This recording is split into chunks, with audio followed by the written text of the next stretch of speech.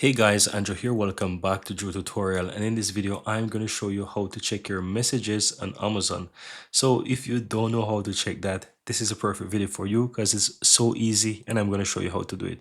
Once you sign into your account, guys, all you have to do is look towards the upper right hand side where you have hello and your name and account and list. You don't really see anything in the list that says or mention something about messages, but in order to find that, you just want to simply click on the top here where it says your account and list. It's going to take you over to this specific page for your account, and you have a bunch of different options, basically the same stuff here, but they're in, let's say, grid view. Right now, if you scroll to the bottom, you have one option that says your messages, and you can view or respond to messages from Amazon seller or even buyers, right? So you can easily go ahead and find that. So click on your messages and you will find all messages here. This is your inbox for all messages. This can come from Amazon.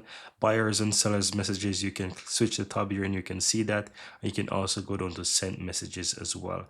So that's how you can easily go ahead and find those sent messages. But that's it, guys. That's how you go ahead and check your messages on Amazon.